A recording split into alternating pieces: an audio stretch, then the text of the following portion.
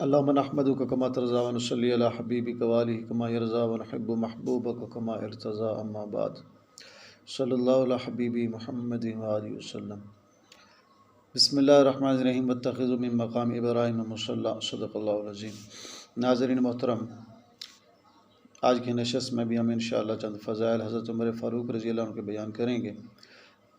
Number 1 فضیلت حضرت عمر رضی اللہ عنہ کی یہ بھی ہے کہ قرآن مجید میں بہت سارے مقامات ایسے ہیں جو حضرت عمر رضی اللہ عنہ کی رائے کے مطابق اللہ تعالیٰ نے نازل فرمائے۔ ان میں سے مقام ابراہیم پر نفل پڑھنا، واتخذوا من مقام ابراہیم مصلی، پردے کی آیات اور بہت سارے اور حکم ایسے ہیں جو حضرت عمر رضی اللہ عنہ کی خواہش کے مطابق اللہ تعالیٰ نے نازل فرمائے۔ اور پھر اسی طریقے سے حدیث شریف میں لو کان بعدی نبی لکان عمر بن الخطاب رضی اللہ عنہ، فرمایا ہمارے نبی پاک صلی اللہ علیہ وسلم نے کہ اگر میرے بعد نبی آنا ہوتا عمر بن خطاب نبی ہوتے۔ اور آپ صلی اللہ علیہ وسلم ارشاد فرمایا کہ جس راستے پہ میرا عمر چلتا ہے شیطان وہ راستہ چھوڑ دیتا ہے۔ اور پھر حدیث شریف کا مفہوم ہے، ہمارے نبی پاک صلی اللہ علیہ وسلم ارشاد فرمایا کہ ہر امت کے اندر ایک محدث پیدا ہوا ہے، یعنی جس کے دل میں اللہ تعالیٰ صحیح باتیں القاء فرماتے ہیں۔ میری امت میں اگر کوئی محدث ہے تو فرمایا میرا عمر ہے۔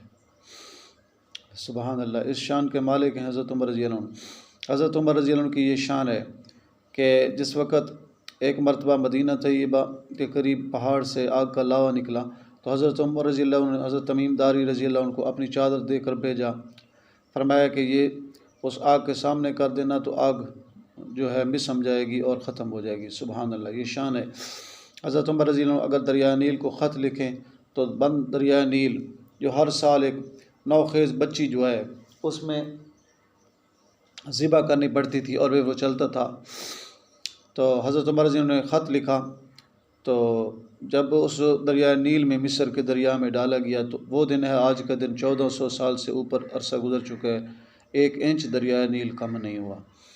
یہ حضرت عمر رضی اللہ عنہ کی شان ہے کہ یا ساری الجبل فرمائیں تو ہوا آپ کا پیغام لے کے ہزاروں میل دور صحابہ کرام تک پہنچا دے۔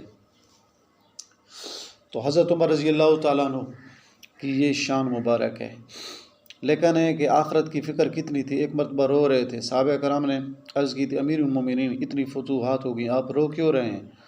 فرمایا کہ ایک دفعہ پل پر ایک ریوڑ گزر رہا تھا تو ایک بکری کی ٹانگ جو ہے ایک پل ٹوٹی ہوئی تھی اس میں پھنس کے ٹوٹ گئی۔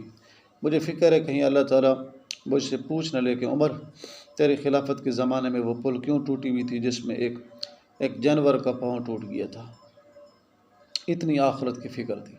اور فرماتے تھے کہ ایک کتا بھی دریائے فرات کے کنارے اگر بھوک سے مر جائے تو مجھ عمر کو فکر ہے کہیں اللہ تعالیٰ مجھ سے پوچھ نہ لیں۔ اللہ اکبر، اللہ اکبر۔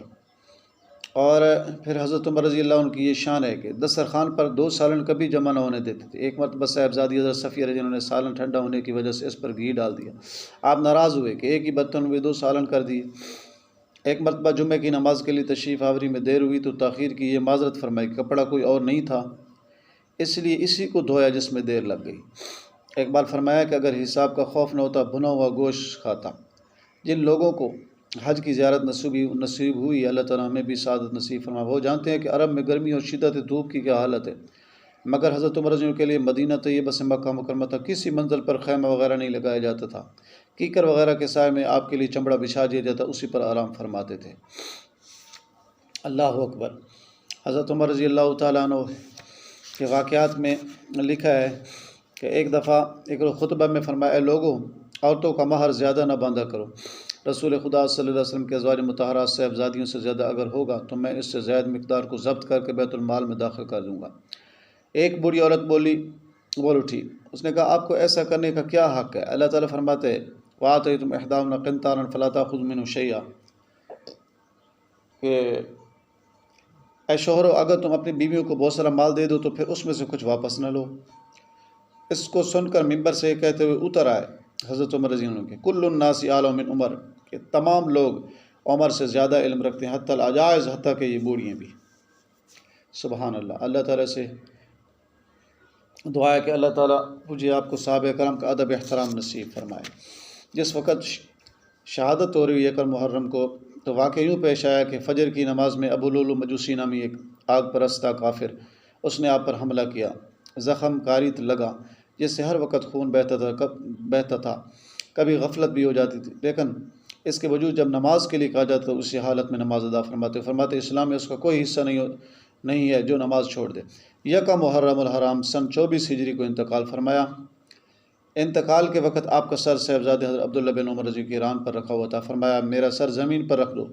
عرض کیا اگر ران پر ہی رہے تو کیا مذائقہ ہے، مگر اصرار کے بعد اپنا سر زمین پر رکھوا لیا۔ فرمایا کہ اگر میرا رب مجھ پر رحم نہ فرمائے تو میری ہلاکت ہے، نعوذ باللہ۔ حضرت صہیب رومی رضی اللہ عنہ نے جنازہ کی نماز پڑھائی، حضرت بکر صدیق رضی اللہ عنہ کے پہلو میں دفن ہوئے۔ خلافت کی کل مدت خلافت کی جو ہے آپ کی 10 سال 6 مہینے 5 دن ہے، اور ہمارے نبی پاک صلی اللہ علیہ وسلم کے روضہ اقدس میں آپ کی مزار شریف ہے، جناب حضرت ابوبکر صدیق رضی اللہ عنہ کے مزار میں، اور حضرت عمر رضی اللہ عنہ نے وصیت فرمائی تھی میرے بیٹے جا کے حضرت عائشہ صدیقہ رضی اللہ عنہ سے یہ درخواست کرنا کہ اماں جی اگر اجازت ہو تو تدفین روضہ مبارک میں کر دی جائے۔ تو حضرت عائشہ صدیقہ رضی اللہ تعالیٰ عنہ سے جس وقت درخواست کی گئی تو اماں جان نے فرمایا یہ جگہ تو میں نے اپنے لیے رکھی تھی، لیکن عمر کے اسلام پہ بہت سارے احسانات ہیں اور مجھ پر بھی احسان ہیں، تو میں احسان کا بدلہ یوں دیتی ہوں کہ اپنی جگہ عمر کو عنایت کرتی ہوں۔ تو آپ کے روضہ مبارک میں آپ کی تدفین ہوئی۔ تو شاعر کیا کہتا ہے، جے شک ہووی تا چل مدینے ونج ویکھ جوڑ مزاراں دا بن یار نبی دیاں یاراں دا۔ آخر دعوانا الحمدللہ رب العالمین۔